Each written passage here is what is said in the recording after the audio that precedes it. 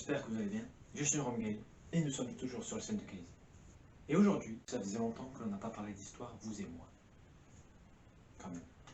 Donc je me suis dit, si on remontait le temps pour voir quels événements il y a eu concernant notre pays, j'ai fait mes recherches et il y a des dates aux faits historiques, mais aussi aux faits surprenants.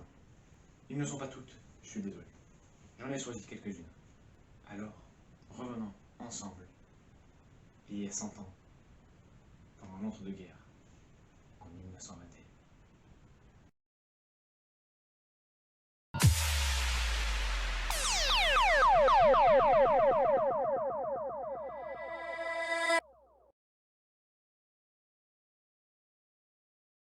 Avocat et homme politique originaire de Nantes, Aristide Briand préside le Conseil des ministres.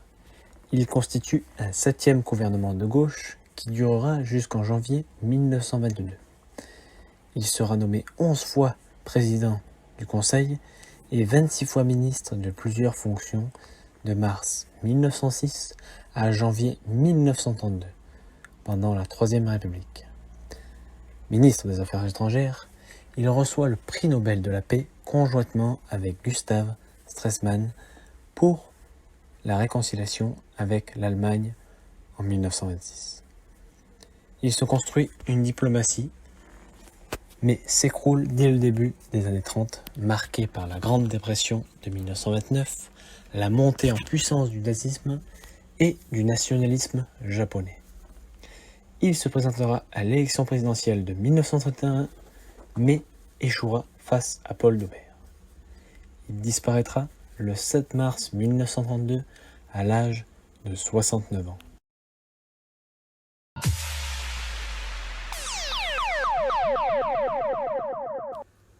Suite à la signature du traité de Versailles, signé 2 ans avant, l'Allemagne doit rembourser les dégâts. Pendant la conférence de Paris, les réparations du côté français causées par l'Allemagne sont fixées à 226 milliards de marks or. Mais le pays refuse.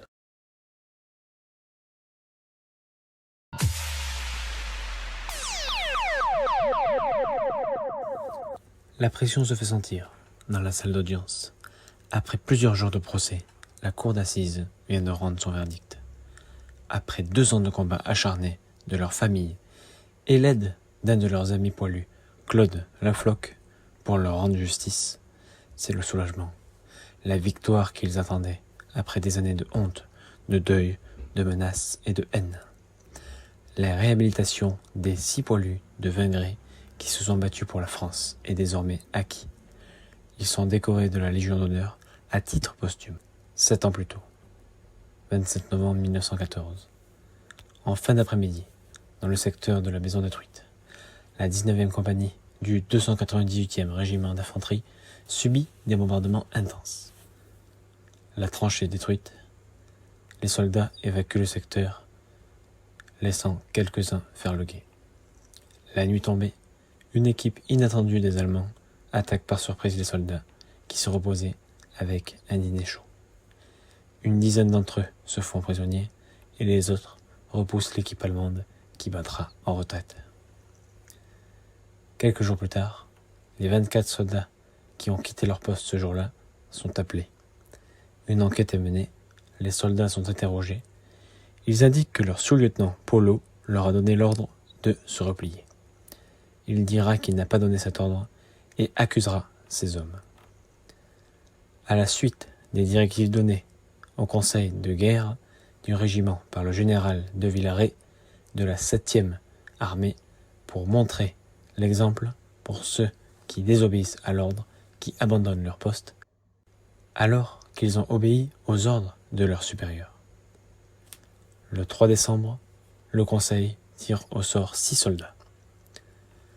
Le 4 décembre, le caporal Paul-Henri Floch, 33 ans, et les soldats Jean Blanchard, 35 ans, Francisque Durantet, 36 ans, Pierre Guet, 30 ans, Claude Pételet, 27 ans, et Jean Quinault, 28 ans, sont fusillés. Leur monument est inauguré le 5 avril 1925, et Claudius Lafloc recevra lui aussi la Légion d'honneur. Il décédera en 1954.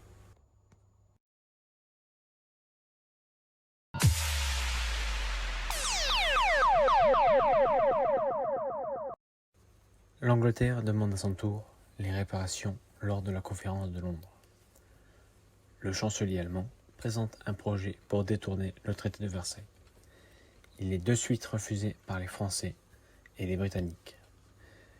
La délégation quittera la conférence 10 jours plus tard, le 7 avril.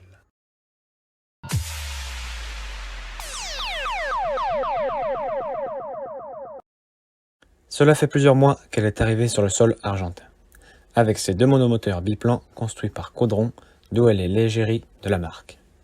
L'aviatrice française, Adrienne Bolland, l'une des 13 pilotes femmes et la première à être engagée par ses supérieurs, remonte avec l'aide de son mécanicien René Dupérier, ces 2 avions remontés dans des caisses pour le voyage. Le 20 mars, après 2 essais devant toute la ville, la presse argentine la met au défi de traverser la cordillère des Andes. Malgré le fait d'avoir un avion plus puissant, refusé par ses supérieurs, elle s'envole le 1er avril à l'aube. Son caudron G3, construit en bois et en toile avec un moteur de 80 chevaux et à 4000 mètres d'altitude, alors que la route qu'elle a choisie, la plus directe par le col de la Cumbre, est le monument du Christ rédempteur des Andes, l'a fait passer à proximité du sommet de la chaîne de la Concagua à 6962 mètres d'altitude. Elle est convaincue de ne jamais sortir vivante de sa traversée, sans carte ni instrument de navigation.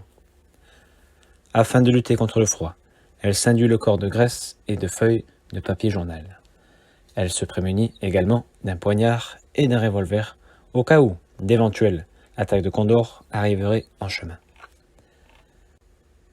Après 4h15 de vol, perdu et en cherchant son chemin entre les flancs et à pic des montagnes, et à une vitesse de 50 km/h, elle prendra un choix vital qui la rendra célèbre lorsqu'elle révélera comment elle a pris cette décision.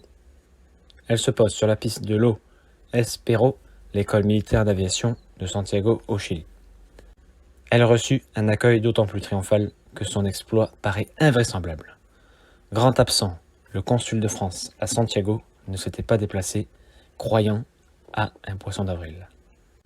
À son retour en France, en juillet 1921, grâce à sa notoriété, elle participe à de nombreux rassemblements aériens, durant lesquels elle exhibe ses capacités techniques. Le 17 mai 1924, à Orly, elle bat le record féminin de looping en réalisant 212 boucles en 1h12. Son objectif était de battre les 900 sondes de looping du record masculin établi en 1920 par son ami Alfred Fronval. Mais les fils des bougies de son caudron C-27 lâchèrent. Elle sera officier de la Légion d'honneur la même année. En 1934, Louise Weiss lui demandera de l'aide pour le combat dans la cause du vote des femmes. Elle sera accompagnée par 2 autres aviatrices françaises, Maryse Bastier et Hélène Boucher. Elle s'éteindra le 18 mars 1975 à l'âge de 79 ans.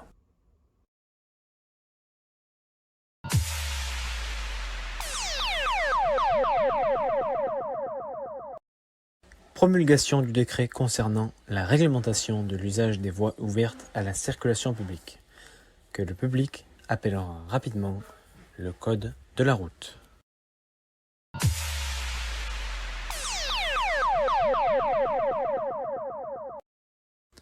Les représentants des 3 États de Transcaucasie et du Caucase du Nord proclament leur indépendance pendant la déclaration de Paris, qui deviendra l'Azerbaïdjan, l'Arménie et la Géorgie. Ils établissent entre eux une union douanière et une alliance militaire, mais cette déclaration restera sans effet auprès des plus grandes puissances étrangères.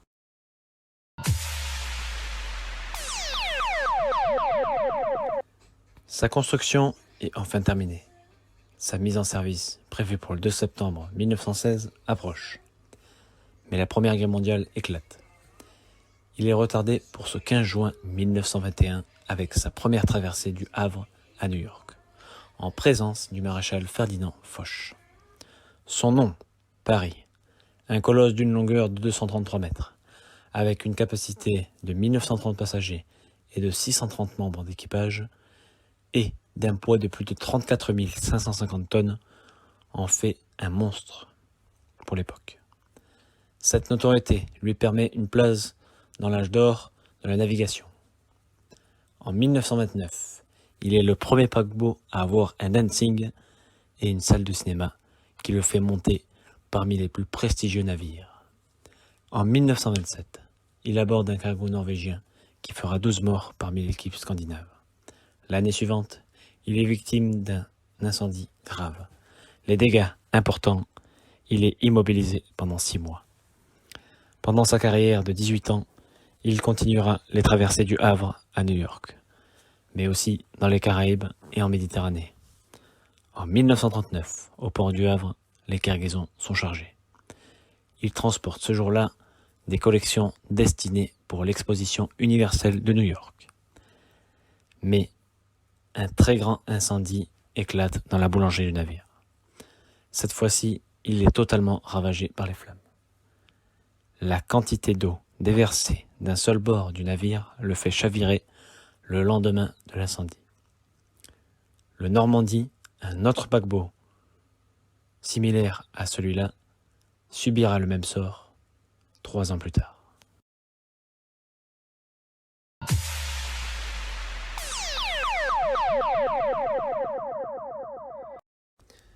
Création des premiers pelotons mobiles de gendarmerie au sein de la gendarmerie départementale.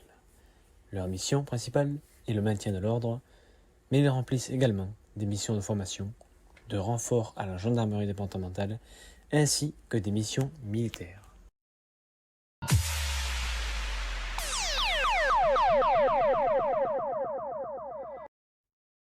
Le train express numéro 758 part de Strasbourg ce samedi midi. Il doit arriver à Lyon aux alentours de 23 h. Mais l'afflux de centaines de voyageurs, parmi lesquels de nombreux militaires en permission et un groupe de 12 soldats condamnés pour des peines disciplinaires convoyés vers Marseille, ont fait prendre au train du retard sur l'horaire. Vers 22h35, le train arrive à la gare des Échets, un petit village à une quinzaine de kilomètres de l'agglomération lyonnaise, descendant sur une pente de 6%. Cette gare, comme 4 autres de la même ligne des Dombes qui précèdent celle-ci, est située sur une très faible courbe qui, au maximum, autorise le dépassement de 20 km/h. La locomotive s'engage sur la bifurcation de la deuxième voie à 85 km/h. Malgré une tentative de son mécanicien d'enclencher l'arrêt d'urgence, il dérailla.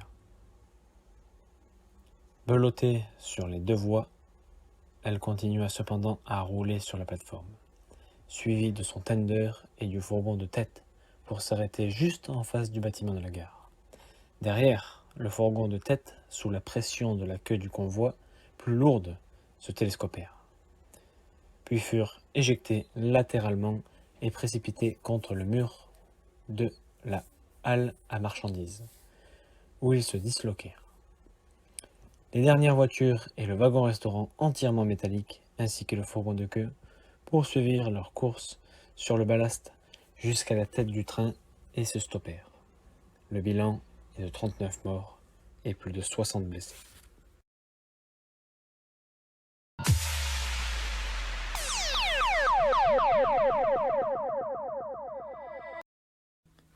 La soirée arrive à son terme.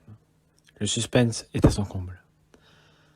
Représentant la Corse, Pauline Pau, âgée de 16 ans, vient de remporter la 2e élection de la plus belle femme de France. Agnès Souret, la première Miss France de l'élection en 1920, cède sa couronne.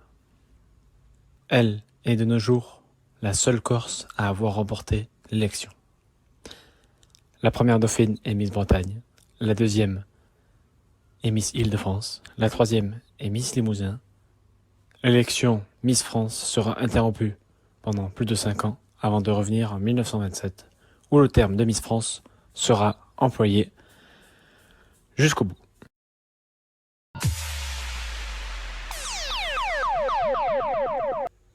Comme à son habitude, le train numéro 333 part de la gare de Saint-Lazare en direction de Versailles. Ces 21 wagons sont bondés de passagers qui rentrent chez eux après leur journée de travail. Le convoi, déjà engagé dans les 330 mètres du tunnel des Batignolles, quand, soudain, le déclenchement inopiné du frein automatique bloque la rame. Le mécanicien, le chef de train et le chauffeur descendent sur la voie et constatent que la rupture du boyau d'air comprimé reliant les 5e et 6e voitures est en panne. Ils le réparent sur place en changeant la pièce. 24 minutes après avoir quitté la gare, le train numéro 253, circulant à 30 km/h, entre dans le tunnel. Le mécanicien, gêné par la fumée, aperçoit les lanternes rouges du convoi arrêté au dernier moment. Malgré un freinage d'urgence, la locomotive, d'un poids de 85 tonnes, percute les derniers wagons du train à l'arrêt, écrase son fourgon de queue, rejette sur le côté 2 voitures, après les avoir disloquées, puis s'arrête en escaladant un amas de débris. Dans le choc, un réservoir de gaz pour l'éclairage s'est percé et s'enflamme, déclenchant un incendie qui se propage rapidement le long des voitures des 2 convois. Aveuglés et asphyxiés par la fumée, les voyageurs indemnes et les blessés légers s'efforcent d'évacuer le tunnel qui n'est pas éclairé par ces portails ou par les regards communiquant aux 2 tunnels voisins. Les premiers sauveteurs à arriver sont les cheminots accourus depuis la gare Saint-Lazare. Et à l'autre bout du tunnel, les passagers d'un autre train que son mécanicien, à la vue de l'incendie, s'est immédiatement arrêté. Pendant l'évacuation, un garçon de 15 ans restera plus de 5 heures sur place à attendre que l'on vienne aider son camarade et sera récompensé. Pendant ce temps, tous maintenant se démêlent du mieux qu'ils peuvent pour sortir les blessés encore coincés à l'intérieur. Dans la gare de Saint-Lazare, la nouvelle se répand vite. Des affiches indiquent « Circulation interrompue par suite d'un accident. Tunnel des Batignolles » sont placardées à la hâte et le public, confus, est évacué avec l'aide du 5e régiment d'infanterie.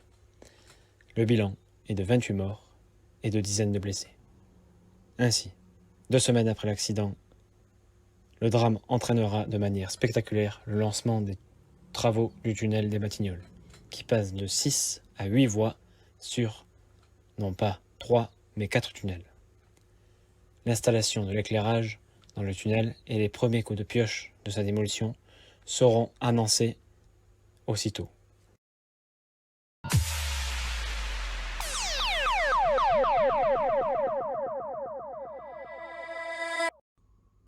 Elle aurait dû rester seulement 20 ans à surplomber tout Paris du haut de ses 324 mètres. Même si Gustave Eiffel s'est donné corps et âme pendant 2 ans pour la terminer pour l'exposition universelle de 1889 et qui sera la tour la plus haute du monde pendant plus de 40 ans, elle ne connaîtra pas le succès attendu à l'époque. Mauvaise figure pendant l'exposition, lassé par les habitants, il fallait vite trouver une solution.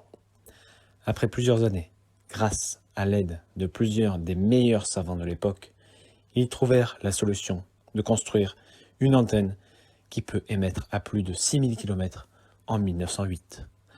L'année suivante, une station est aménagée, permettant à la Tour Eiffel de rester 70 ans de plus à partir du 1er janvier 1910. Pendant la Première Guerre mondiale, de 14-18, elle jouera un rôle qui non seulement permettra de changer le cours de la guerre, mais aussi confirmera son utilité stratégique. Ce 24 décembre, la première émission radiophonique de France peut commencer.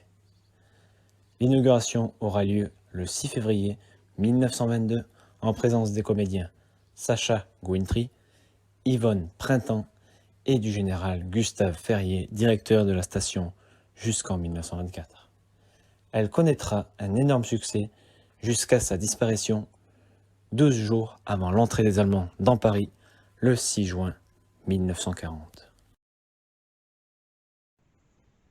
Petite remarque concernant le 29 janvier, sur les soldats de Vengré, Jean Blanchard, un des 6 soldats qui sera fusillé, écrira une lettre quelques jours plus tôt à sa famille. Cette lettre donnera l'inspiration du livre Au revoir là-haut, écrit par Pierre Lemaître, qui a pris sa retraite au moment où je vous parle, et ce livre sera l'adaptation du film d'Albert Dupontel, du même nom, Au revoir là-haut, sorti en 2017. Le film est d'une justesse incroyable et les acteurs sont remarquables.